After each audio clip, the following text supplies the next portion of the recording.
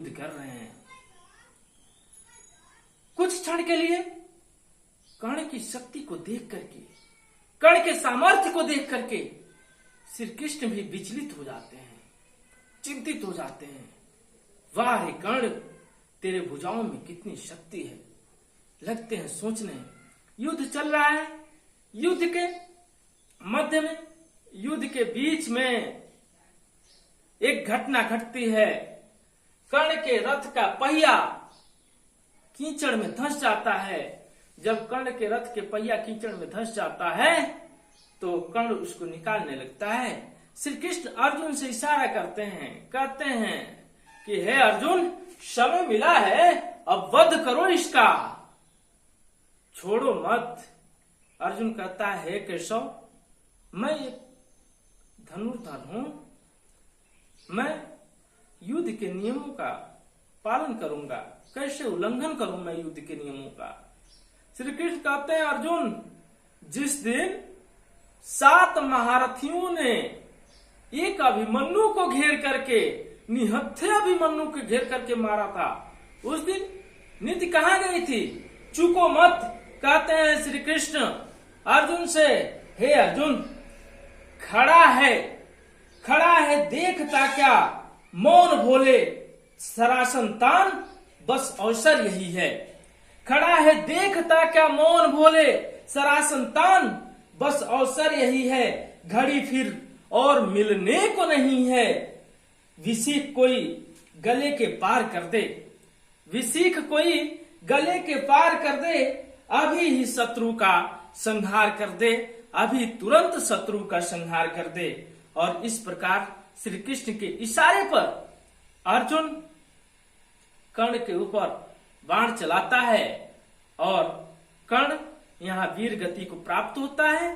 कर्ण की बलिदानी होती है इस महाभारत के रण में, और यहीं पर इस सर्ग का अंत होता है। और इसी के साथ मैं बता दूं, रश्मि रथी खंड काव्य के 7 सर्ग समाप्त होते हैं। और प्यारे छात्रों, इन 7 सर्ग का अध्ययन आप लोग कर लेंगे तो एक सर्ग तो निश्चित रूप से मिल जाएगा। इसके बाद अगले वीडियो में आप कर्ण का चरित्र चित्रण जानेंगे, जो कि बोर्ड एग्जाम के लिए मोस्ट इंपॉर्टेंट है। धन्यवाद, जय हिंद। आप देख रहे हैं अखंड हिंदी क्लासेस। आज का जो टॉपिक है, रश्मि रथी। रश्मि रथी यूपी बोर्ड एग्जाम के लिए मोस्ट इंपॉर्टेंट खंड काव्य हर जिले में अलग अलग पढ़ाया जाता है, हर जिले का अलग अलग खंड काव्य होता है। मैं बता दूं, रश्मि रथी किन किन जिलों के लिए निर्धारित है, तो मुजफ्फरनगर, बुलंदशहर, मथुरा, वाराणसी, फतेहपुर, उन्नाव, देवरिया, कुशीनगर, इन जनपदों के लिए यह खंड काव्य पढ़ाया जाता है। यह खंड काव्य रामधारी सिंह दिनकर द्वारा रचित महाभारत के एक पात्र कर्ण के जीवन चरित्र पर आधारित है। कर्ण के जीवन के बारे में बताया गया है। इसमें मैं चर्चा करूंगा पहले सर्ग की। छात्रों बता दूं कि इसमें क्वेश्चन किस प्रकार से आते हैं, प्रश्न किस प्रकार से पूछे जाते हैं। तो इस खंड काव्य से प्रश्न पूछे जाएंगे कि किसी एक सर्ग की व्याख्या, किसी एक सर्ग का सारांश अपने शब्दों में लिखिए, या रश्मि रथी खंड काव्य के आधार पर रश्मि रथी के नायक का चरित्र चित्रण, या रश्मि रथी खंड काव्य के आधार पर कृष्ण का चरित्र चित्रण या कुंती का चरित्र चित्रण। ज्यादातर नायक अर्थात इस खंड काव्य का नायक कर्ण है, तो कर्ण का जो है अक्सर पूछ दिया जाता है। कर्ण का चरित्र चित्रण सबसे ज्यादा पूछा जाएगा, कर्ण का चरित्र चित्रण, और उसके बाद से कृष्ण और कुंती का भी चरित्र चित्रण पूछा जाता है। और नहीं तो किसी एक सर्ग का सारांश पूछ दिया जाएगा। और जब किसी एक सर्ग का सारांश या चरित्र चित्रण पूछेगा, इतना ही पूछेगा। इसमें से निश्चित रूप से एक क्वेश्चन आता है। तो मैं सबसे पहले सर्ग वाइज एक एक सर्ग की चर्चा करूंगा। प्रथम सर्ग जो है, प्रथम सर्ग में मैं बात करूंगा शौर्य प्रदर्शन की।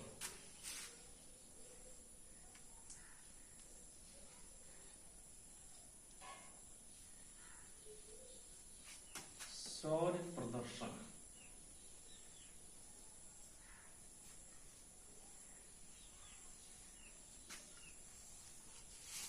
कर्ण का शौर्य प्रदर्शन। सबसे पहले ये सर्ग शुरू होता है कर्ण के जन्म से। कर्ण का जन्म सूर्य के आशीर्वाद से कुंती के कौमार्यावस्था में होता है। लोक लाज के भय से, सामाजिक विडंबना के डर से कुंती कर्ण को पानी में प्रवाहित कर देती है, नदी में प्रवाहित कर देती है, जिसको एक सूत पाते हैं। सूत अर्थात सारथी, रथ चलाने वाले, उसको पाते हैं और पाने के बाद से अपने घर ले जाकर के अपने पुत्र के समान पालन पोषण करते हैं। चूंकि उनके बच्चे नहीं होते हैं सूत के, उनकी पत्नी का नाम राधा होता है, इसलिए कहीं कहीं कर्ण को हम राधेय के नाम से भी जानते हैं। तो सूत के घर पलकर भी पुत्र महादानी, बहुत बड़ा वीर, बलवान और बहुत बड़ा धनुर्धर होता है। क्योंकि सूत के घर पलता है लेकिन वास्तव में सूर्य का पुत्र है, इसलिए सूर्य के इतना तेज इसके अंदर है। एक बार की बात है, रंगभूमि में राजकुमारों का शस्त्र प्रदर्शन चल रहा था। वहां गुरु द्रोणाचार्य सहित अन्य लोग उपस्थित थे। वहां पर कर्ण पहुंचता है और अपनी धनुर्विद्या का जब प्रदर्शन करता है तो द्रोणाचार्य आश्चर्यचकित हो जाते हैं। उसके बाद कर्ण अर्जुन को द्वंद्व युद्ध के लिए ललकारता है।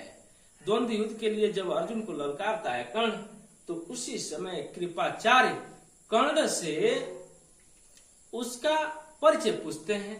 तो कर्ण अपना परिचय सूत पुत्र के रूप में बताता है।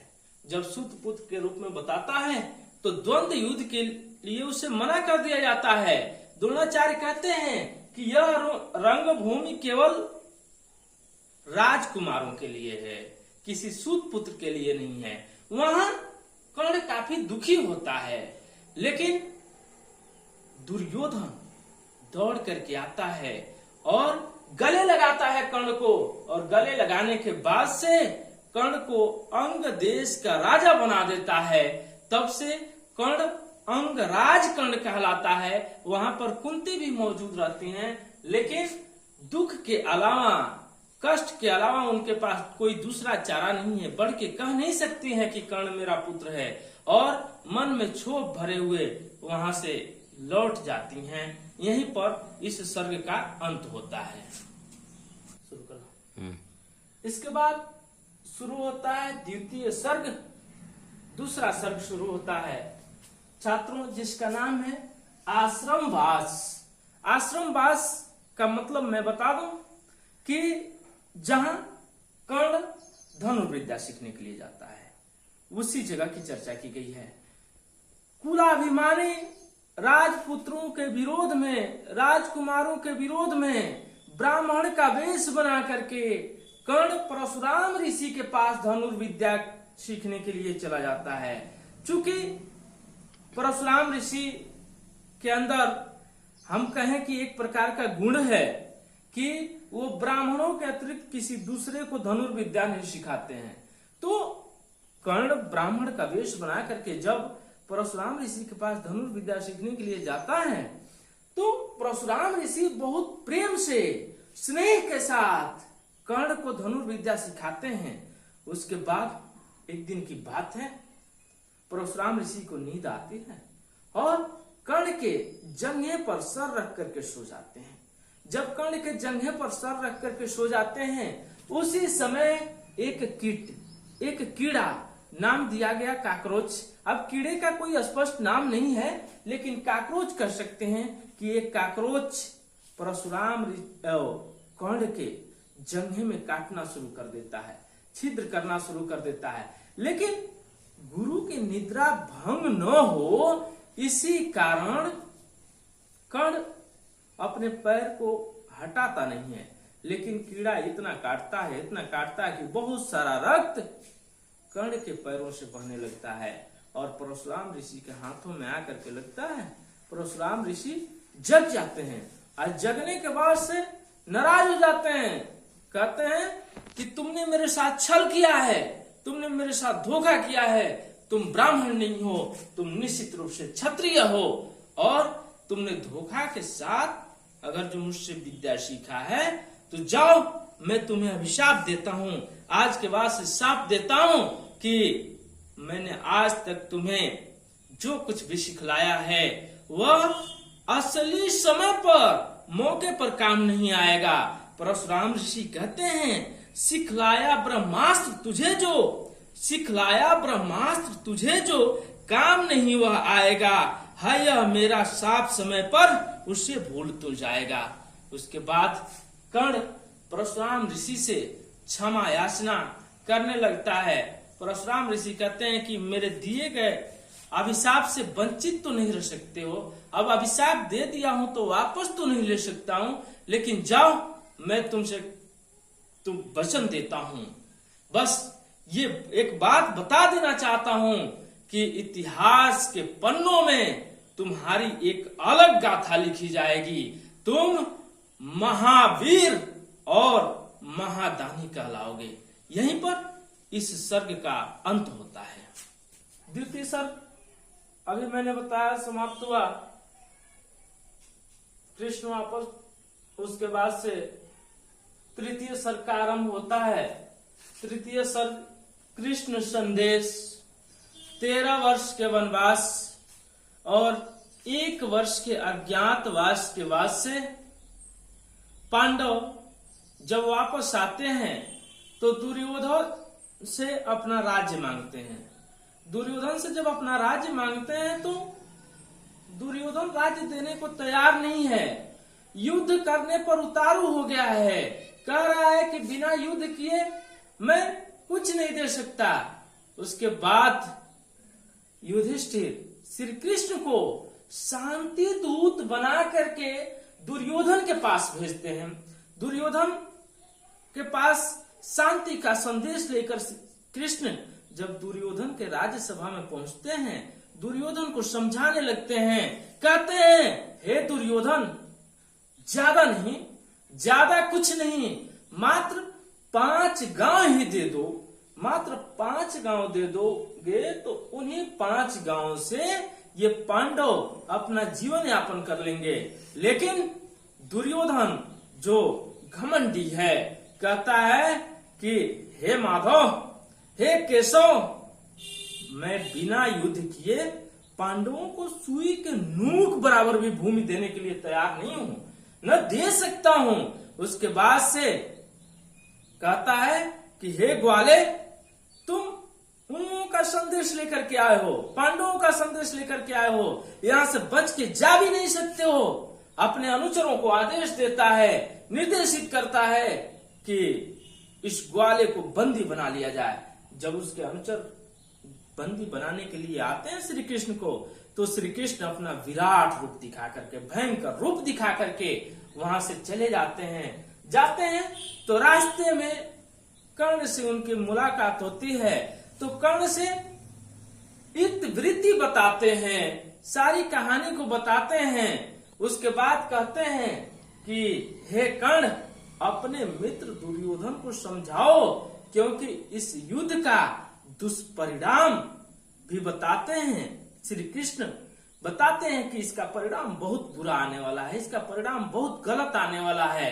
और उसके बाद से कर्ण से मिलने के बाद से वहां से श्री कृष्ण चले जाते हैं।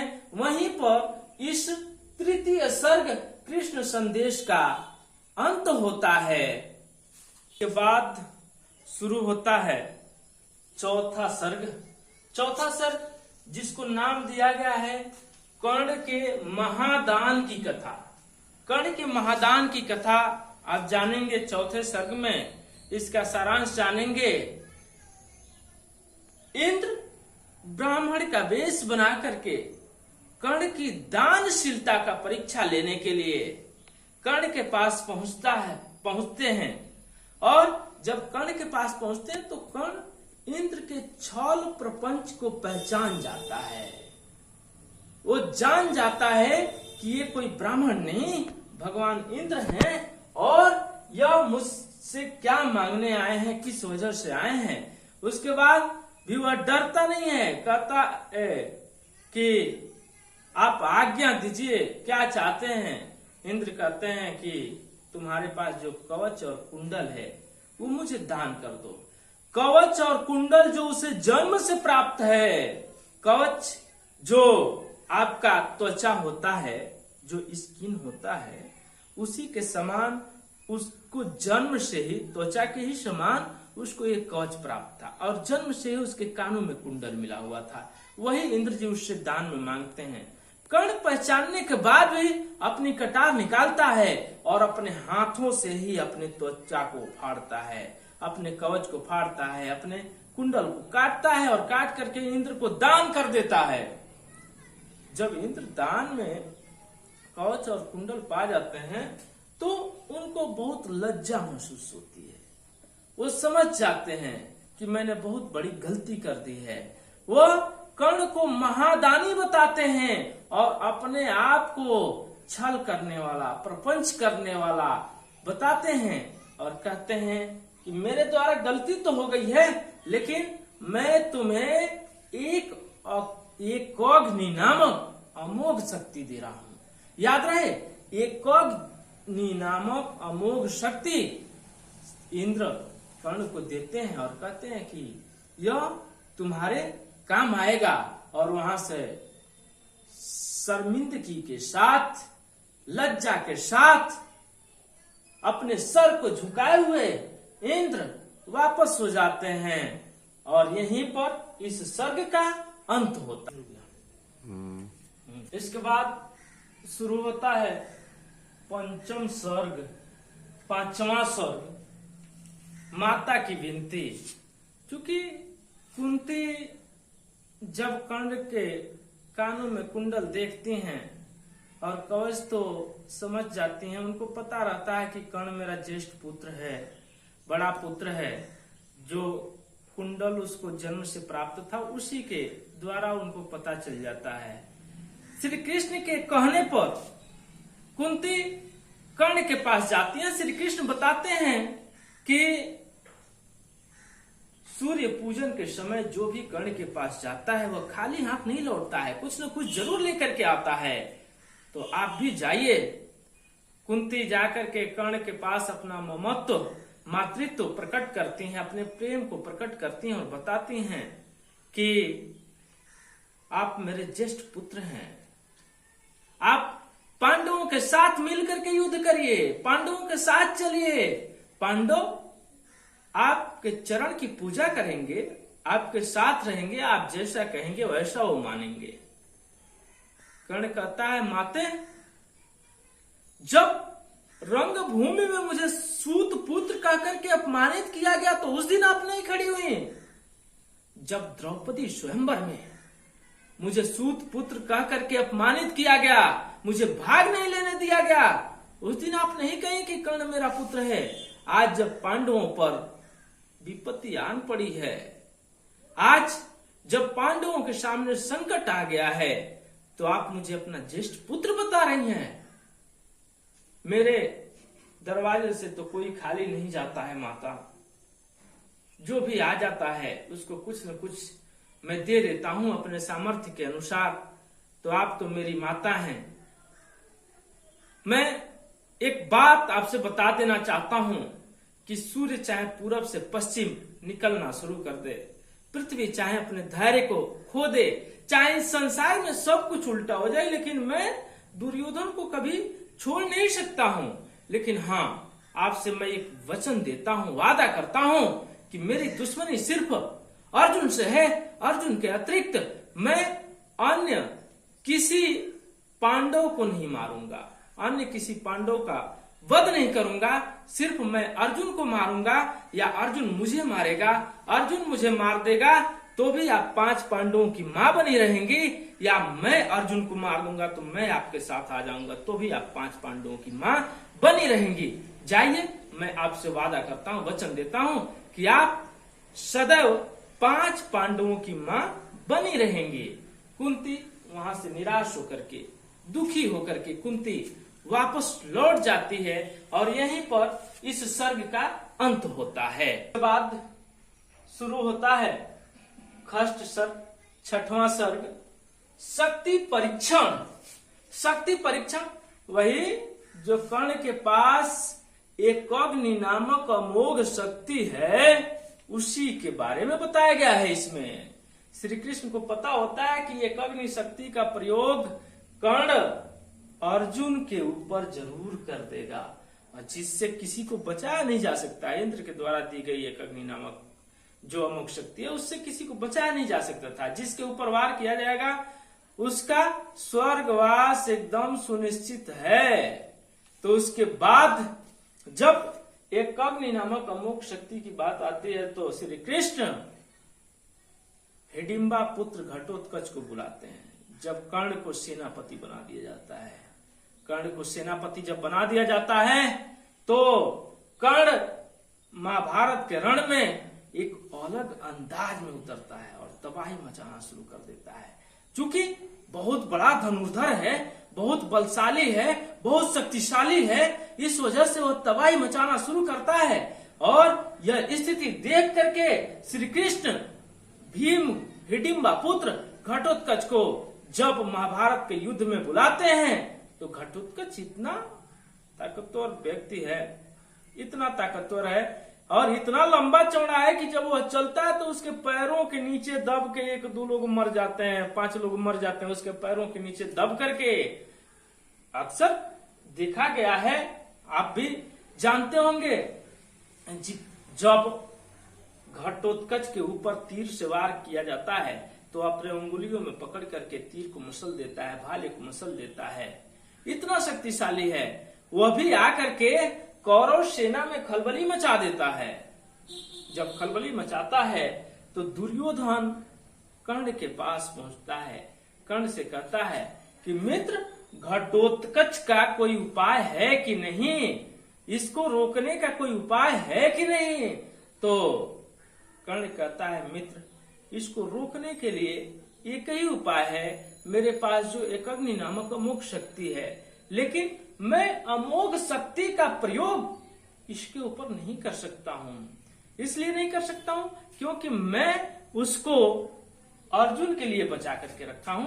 एक अग्नि नामक शक्ति जो है मेरे पास, उससे मैं अर्जुन का वध करूंगा, अर्जुन के लिए बचा करके रखा हूं। दुर्योधन नाराज होता है, कहता है कि मित्र, जब सारे कौरव सैनिक मारे जाएंगे, मैं भी मारा जाऊंगा, तो तुम अपनी एक अग्नि नामक शक्ति लेकर के और अर्जुन को ढूंढते रहना।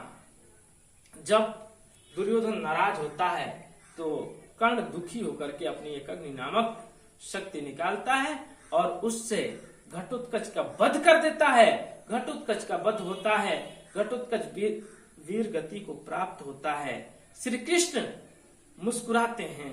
जब श्री कृष्ण मुस्कुराते हैं तो भीम नाराज हो जाते हैं, कहते हैं, केशव, मेरा सबसे शक्तिशाली पुत्र मारा गया, मेरा सबसे बलशाली पुत्र मारा गया और आप मुस्कुरा रहे हैं।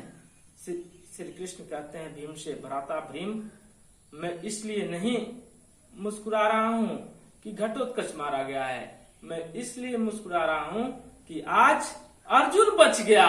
यहीं पर 6वें सर्ग का अंत होता है। उसके छात्रों, अभी आप लोगों ने 6वां सर्ग जाना, शक्ति परीक्षण। इसके बाद 7वां सर्ग, 7वां सर्ग जो अंतिम सर्ग है रश्मि रथी खंड काव्य का, रश्मि रथी खंड काव्य का जो अंतिम सर्ग है, कर्ण के बलिदान की कथा। यह जो कथा है मैं बता दूं कि इस सर्ग में बताया गया है, कर्ण जब भयंकर रूप से युद्ध करना शुरू कर देता है तो अपनी माता कुंती को किए गए वादे के अनुसार कर्ण अन्य पांडवों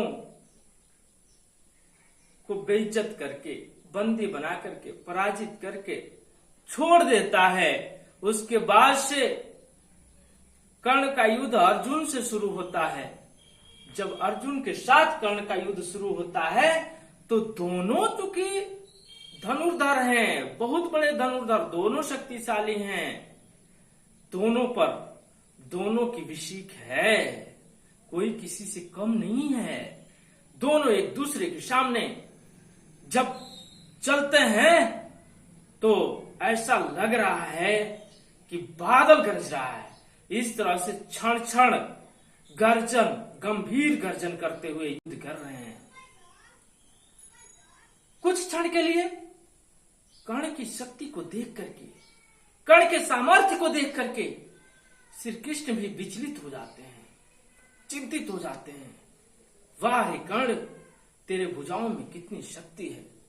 लगते हैं सोचने, युद्ध चल रहा है, युद्ध के मध्य में, युद्ध के बीच में एक घटना घटती है। कर्ण के रथ का पहिया कीचड़ में धंस जाता है। जब कर्ण के रथ के पहिया कीचड़ में धंस जाता है तो कर्ण उसको निकालने लगता है। श्री कृष्ण अर्जुन से इशारा करते हैं, कहते हैं कि हे अर्जुन, समय मिला है, अब वध करो इसका, छोड़ो मत। अर्जुन कहता है, हे केशव, मैं एक धनुर्धर हूं, मैं युद्ध के नियमों का पालन करूंगा, कैसे उल्लंघन करूं मैं युद्ध के नियमों का। श्री कृष्ण कहते हैं, अर्जुन, जिस दिन 7 महारथियों ने एक अभिमन्यु को घेर करके, निहत्थे अभिमन्यु को घेर करके मारा था, उस दिन नीति कहां गई थी? चूको मत, कहते हैं श्री कृष्ण अर्जुन से, हे अर्जुन, खड़ा है देखता क्या, मौन भोले सरासन तान, बस अवसर यही है। खड़ा है देखता क्या, मौन भोले सरासन तान, बस अवसर यही है। घड़ी फिर और मिलने को नहीं है, विसीख कोई गले के पार कर दे, विसीख कोई गले के पार कर दे, अभी ही शत्रु का संहार कर दे, अभी तुरंत शत्रु का संहार कर दे। और इस प्रकार श्री कृष्ण के इशारे पर अर्जुन कर्ण के ऊपर बाण चलाता है और कर्ण यहाँ वीर गति को प्राप्त होता है। कर्ण की बलिदानी होती है इस महाभारत के रण में, और यहीं पर इस सर्ग का अंत होता है। और इसी के साथ मैं बता दूं, रश्मि रथी खंड काव्य के 7 सर्ग समाप्त होते हैं। और प्यारे छात्रों, इन 7 सर्ग का अध्ययन आप लोग कर लेंगे तो एक सर्ग तो निश्चित रूप से मिल जाएगा। इसके बाद अगले वीडियो में आप कर्ण का चरित्र चित्रण जानेंगे, जो कि बोर्ड एग्जाम के लिए मोस्ट इंपॉर्टेंट है। धन्यवाद।